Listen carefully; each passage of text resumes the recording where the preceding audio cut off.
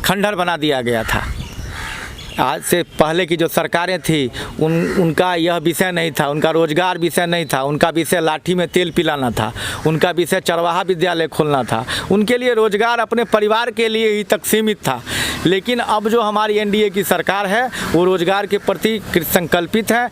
Mithila painting जो आपको इन दीवालों पर विभिन्न जगहों पर चित्रकारी नज़र आती होगी, दरभंगा सहित पटना के एयरपोर्ट और स्टेशनों पर, विभिन्न जगहों पर, जहां जापान के ट्रेनों पर भी यह मिथिला पेंटिंग पिछले मोदी जी के 8 सालों के कार्यकाल में जितना फला फूला और पसरा है उतना 70 सालों में नहीं पसर सका। नमस्कार, सिटीजन आवाज़ में आपका स्वागत है।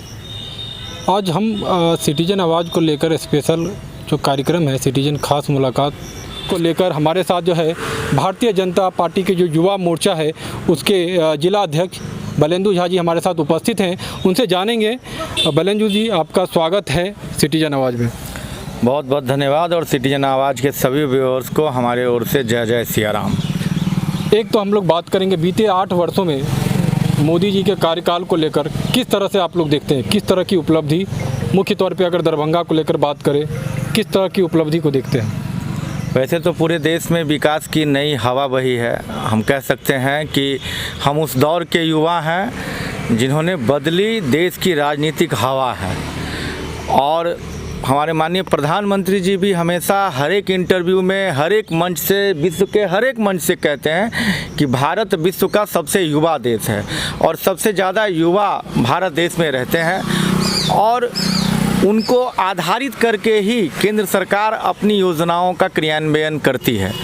लगातार 8 वर्षों से प्रधानमंत्री जी के नेतृत्व में जो ग्रास लेवल पर काम हो रहा है, जो निचले स्तर तक के लोग हैं वो लाभान्वित हो रहे हैं। बीच से हट गए कांग्रेस के दलाल और जनता डीबीटी के माध्यम से हो रही है मालामाल। इसीलिए चारों ओर देश में खुल रहा है कमल और भाजपा कर रही है कमाल। हम जहां से देख रहे हैं दरभंगा की, जहां तक आपने बात कही है, 2014 के बाद से ही लगातार दरभंगा विभिन्न मानकों में विकसित हुआ है प्रधानमंत्री जी के नेतृत्व में।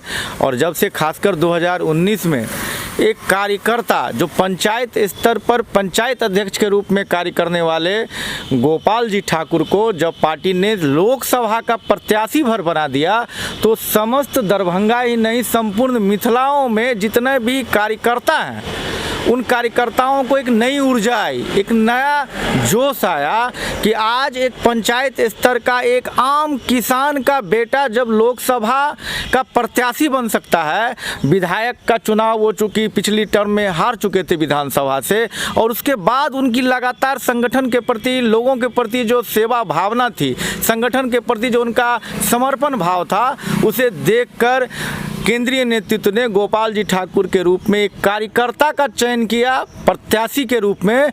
और दरभंगा की आम जनता और कार्यकर्ताओं ने दिल खोल कर मेहनत करके उनको ऐतिहासिक 2,69,000 के ऐतिहासिक बड़े अंतर से दरभंगा लोकसभा से विजय दिलाने का कार्य किया।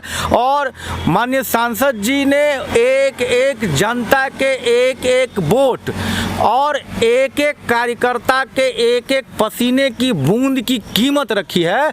और पिछले 3 वर्षों में लगातार बिना थके, बिना रुके और बिना झुके दरभंगा को विकासात्मक बदलाव के रूप में बदलने में लगातार निरंतर प्रयासरत है।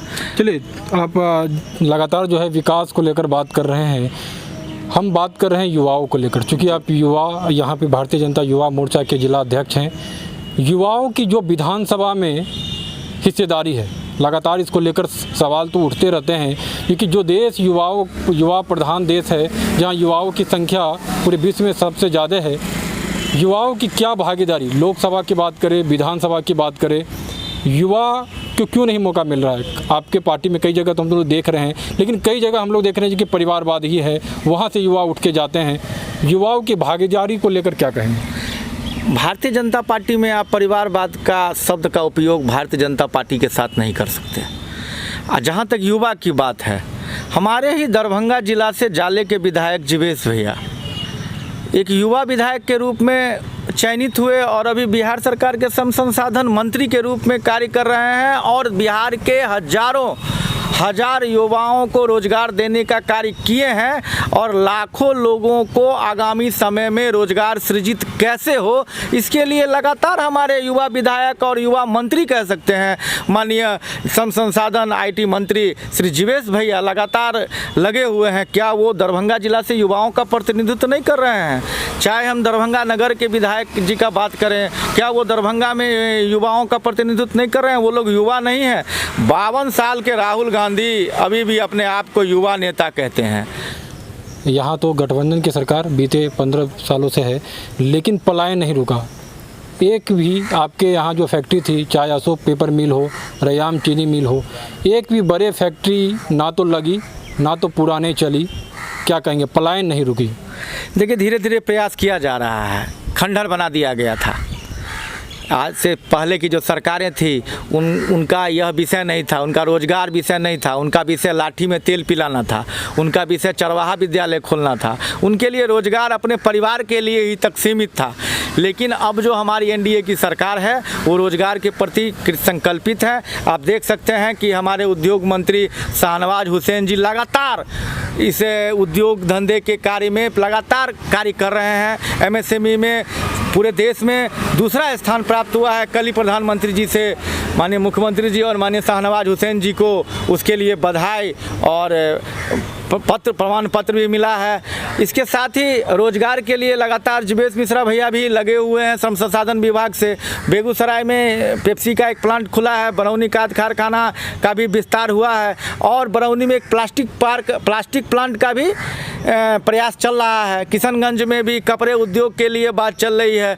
मतलब मैं कह सकता हूँ आने वाले 1 से 2 सालों में भारतीय जनता पार्टी के नेतृत्व में बिहार में जो सरकार NDA की चल रही है वो सरकार रोजगार सृजित करने में लगी हुई है। कुछ किए भी हैं और कुछ और रोजगार सृजित करने के अवसर दे रहे हैं। उद्योग धंधे के मामले में भी अभी हमने प्रयास में दूसरा स्थान लाया है। 1 से 2 साल के अंदर में हम उद्योग धंधे के मामला में भी देश को औद्योगिक क्रांति के रूप में बिहार जैसा जाना जाता था वैसा फिर से अपने इतिहास को दोहराएगा।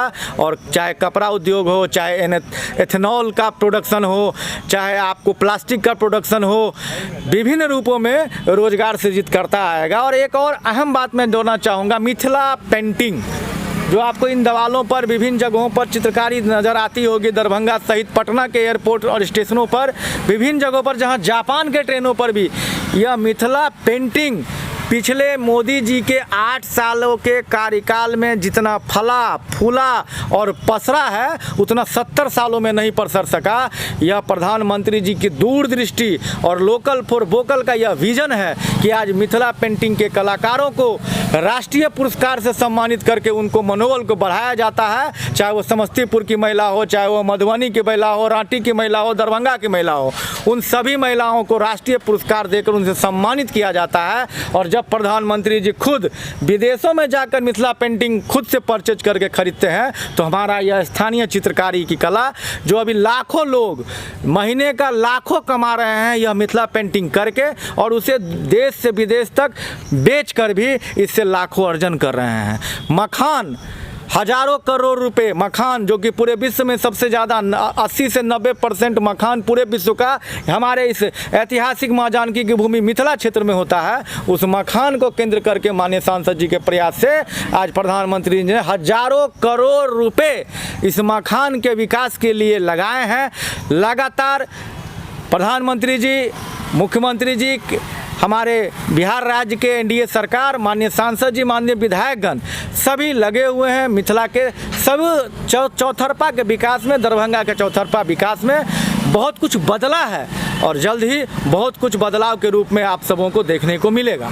चलिए, बहुत बहुत धन्यवाद। तो ये हमारे साथ भारतीय जनता युवा मोर्चा के जिला अध्यक्ष दरभंगा के थे। इन्होंने कहा युवाओं को लेकर, लेकिन पलायन जो है वो बरकरार है। बीते 15 सालों में सरकार की कई रिपोर्ट है, जो केंद्र सरकार की ही रिपोर्ट है, जो बिहार को लेकर है, जो कई स्थिति को बयां करता है, चाहे स्वास्थ्य को लेकर देख लीजिए, शिक्षा को लेकर देख लीजिए, जो एकदम निम्न स्तर पे बताता है। ये सरकारी ही रिपोर्ट है, केंद्र सरकार की ही रिपोर्ट है। बड़ा सवाल बिहार को लेकर, चूँकि युवाओं को प्रतिनिधित्व करने को लेकर है, लगातार ये सवाल उठते रहते हैं विधानसभा लोकसभा को लेकर। लगातार सिटीजन आवाज़ के साथ बने रहें और अपने आसपास साफ सफाई जरूर रखें। धन्यवाद।